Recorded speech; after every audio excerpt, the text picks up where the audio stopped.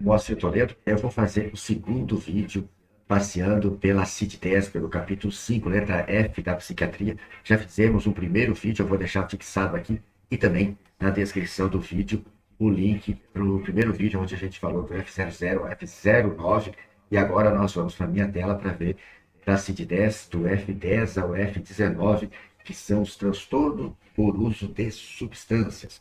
Vamos para a minha tela. Vamos falar dos transtornos mentais do F10 ao F19, que é os transtornos por uso de substâncias. Vamos passear por cada um deles. Aqui o F10, que é relacionado ao álcool, o 11 é o uso de opioides, né, que são medicações, né, a codeína, dolantina, morfina. F12, que é relacionado à maconha, F13, relacionado aos hipnóticos e sedativos, aí o velho, Rivotril e clonazepam. F14, relacionado à cocaína e crack, portanto. F15, estimulantes, né? Temos aí as anfetaminas, os medicamentos, né? São os Venvance, Ritalina, inclusive a cafeína está aqui junto. F16, que é o uso de alucinógenos, né? LSD e outras, tem chá de ayahuasca, alguma coisa assim também.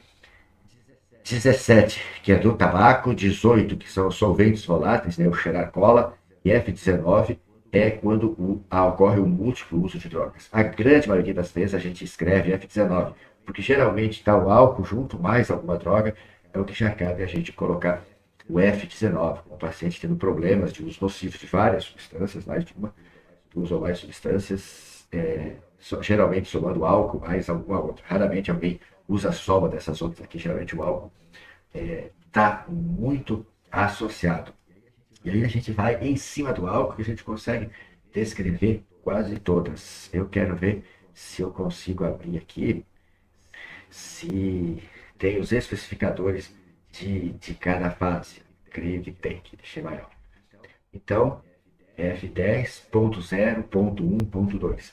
Então, é assim, para quaisquer das substâncias, a gente pode usar essa mesma característica do álcool. Qualquer substância que faça dependência vai agir do mesmo modo. Cada uma tem sua ação, mas os especificadores e suas características são o mesmo. Então, F10, que refere-se ao álcool. Se for 12, é a maconha. Se for 14, é a cocaína.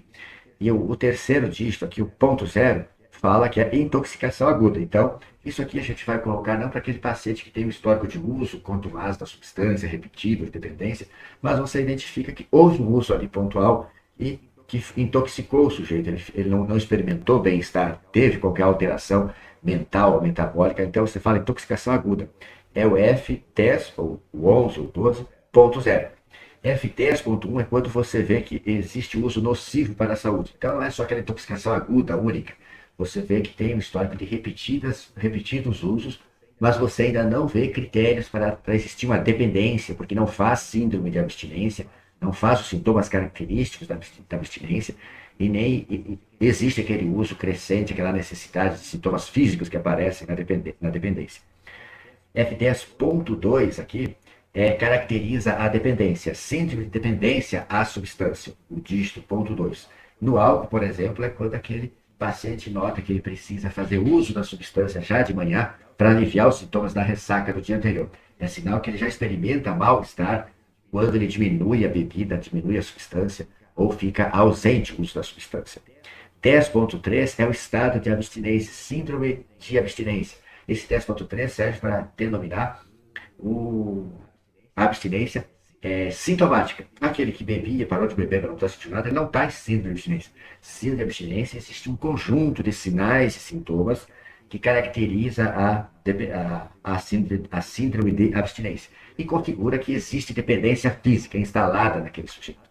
A do álcool é a mais característica, onde o paciente tem uma inquietação motora, um tremor, uma sudorese, taquicardia, e pode chegar a ter o estado de delírios persecutórios, pode ter alucinações senestésicas, onde ele sente bichos caminhando pelo corpo dele, e pode ter até convulsões. Isso muito parecido também com o uso de benzodiazepínicos, pode chegar a ter convulsões e várias outras substâncias. Os primeiros dias sem uso das substâncias são muito sintomáticos para as pessoas. transtornos mentais devido ao álcool, que é a F10.4, síndrome de abstinência com delírio.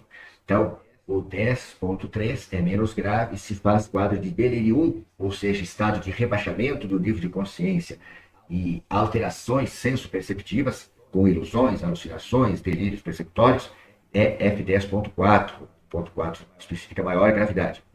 F10.5, esse 5 geralmente vai estar associado à psicose. Então, qualquer das substâncias, o álcool ou as outras, que o sujeito esteja sob o uso delas, frequente, diário, e faça um quadro psicótico, a gente não vai pensar em esquizofrenia.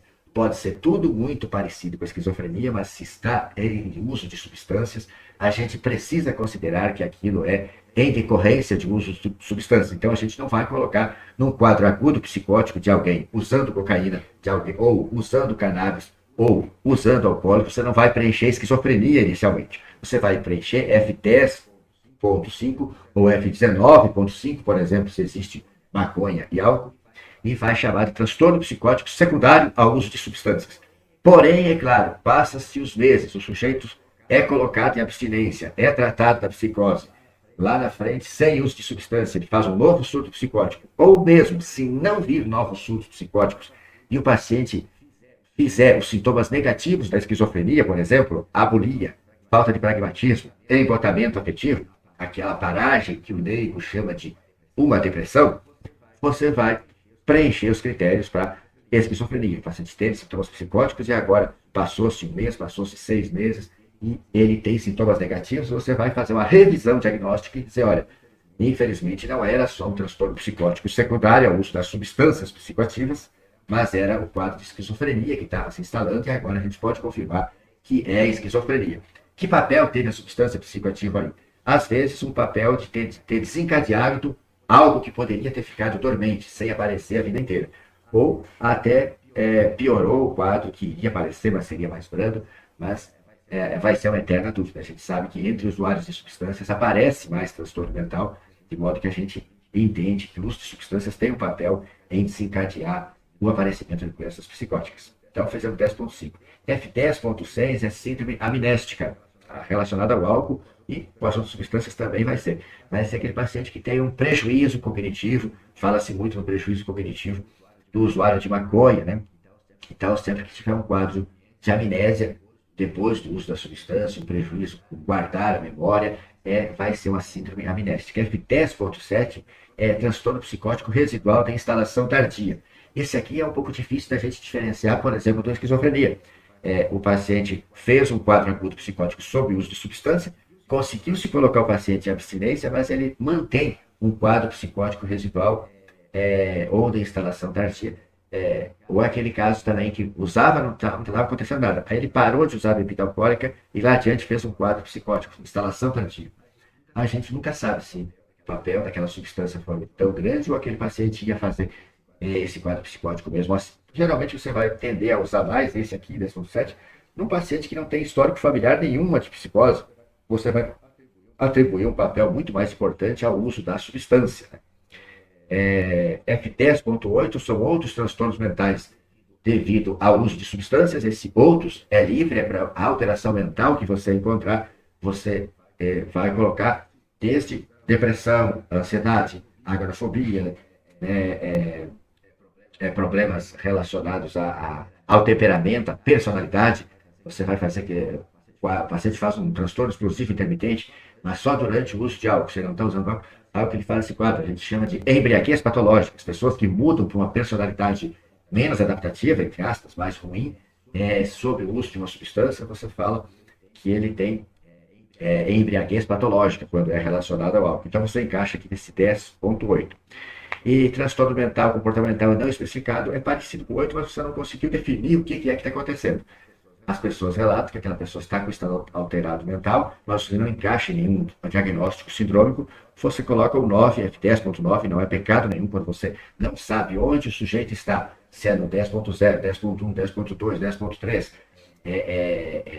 10.7, você bota ponto 9, porque você não está especificando. Você sabe que tem álcool na jogada, sabe que tem cocaína, sabe que tem ou a cannabis na jogada, mas não sabe em que estágio está você 10.9. E o 10.8 é quando você vê o que está acontecendo você vai dar nome para aquele e dizer que é relacionado ao álcool, mas não se encaixa em nenhum dos outros anteriores. Então, dessa forma, a gente esgotou aqui todos eles. Do 10, do 11 até o 19, são todos muito parecidos. O que muda é a substância. Todas as substâncias, quando está sob uso, tem risco de fazer mudanças de personalidade, mudanças de comportamento, então vai dar naquele 10.8. Todos eles têm risco para fazer uma síndrome de abstinência, o sujeito ficar sintomático, com sintomas desagradáveis quando diminui o uso ou quando cessa o uso. Então, todos podem fazer o 10.3. Convulsões estão muito mais relacionadas ao álcool e aos benzodiazepínicos, né? E todos podem fazer síndrome amnéstica, todos podem fazer transtorno psicótico de instalação tardia ou residual, todos podem ter transtorno psicótico agudo, né, o ponto 5, e todos você pode preencher com o ponto 19 quando você não souber que está a juntar, mas sabe que tem aquela substância. É muito a história que faz o diagnóstico, né? Mas a gente pode fazer a dosagem urinária das substâncias e tem o teste também no cabelo, né? Nos pelos, determina, pega-se muito mais tempo, aí até 6 meses atrás do uso de substâncias, mas normalmente a urina até 15, 30 dias, boa parte dessas substâncias.